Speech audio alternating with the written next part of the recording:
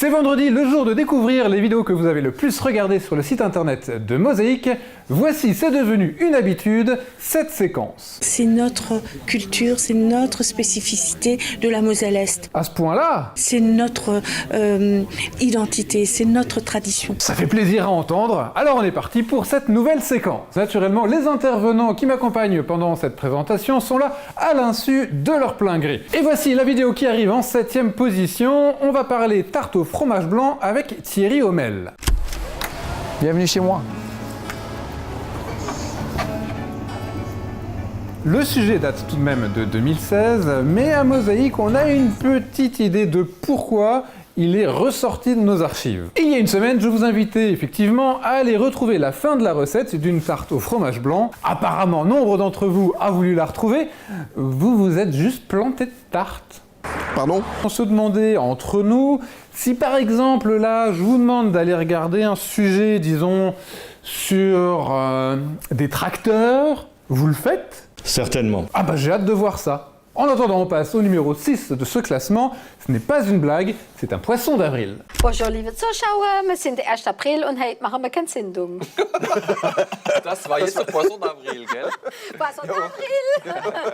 Bald haben wir ja Poisson d'avril. Hein? Une émission plate-bande qui a d'ailleurs été mise en avant dans un sujet de France 3 Alsace. Ah ben là, vous touchez beaucoup plus de monde. Peut-être. On va regarder si les statistiques de l'émission évoluent. En attendant, en 5e position, vous avez placé un sujet du journal. On se dirige vers Rémelfin. Spectateur attentif que vous êtes, je me doute que vous avez déjà deviné le thème de la séquence. Et effectivement. Eh bien allez-y, je vous écoute. Je pense que c'est une très belle réalisation. Oui. Je pense que tout le monde va être satisfait. Ah d'accord, en fait vous avez aucune idée de ce dont on va parler.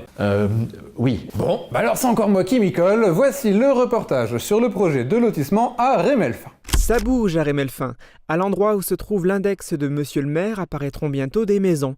Le futur lotissement, les Hauts-de-Sarre. C'est un projet qui est dans les cartons de la commune de Rémelfin depuis au moins 2001. Pour ce qui est de la 4e séquence de votre classement, place à une émission avec un invité de prestige. Mais c'est très compliqué pour en faire venir un. On a travaillé avec 2 cabinets de recrutement, mais... Et pourtant, Grenzenlos s'accueille sur son plateau un ministre sarrois, Stéphane Toscani, ministre des Finances et des Affaires européennes.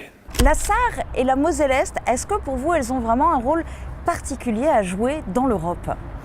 Tout à fait.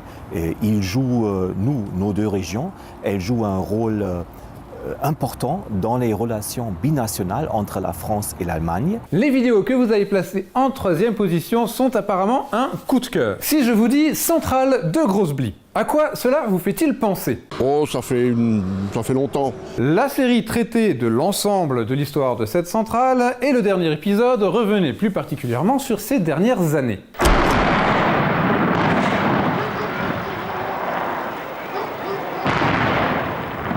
13 janvier 1990. À la surprise générale, le monstre de 2300 tonnes ne tombe pas, mais penche dangereusement vers la route nationale. Énorme éclat de rire pour quelques-uns.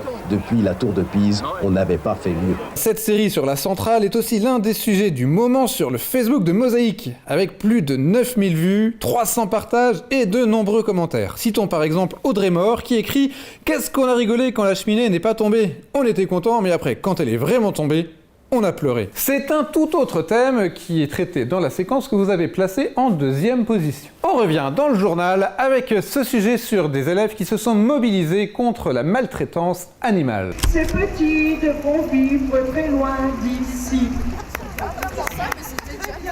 Pauvre maman ours. Par la faute des hommes, ses enfants vont devenir des réfugiés climatiques.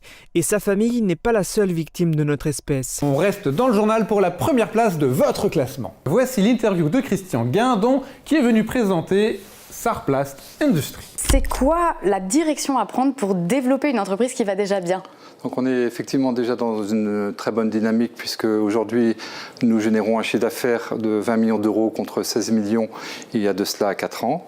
La direction c'est de continuer à capitaliser sur nos points forts. C'est terminé pour cette semaine. Maintenant vos clics et vos vues déterminent le classement de la semaine prochaine. Vous pouvez commenter, partager, aimer cette séquence. Aidez!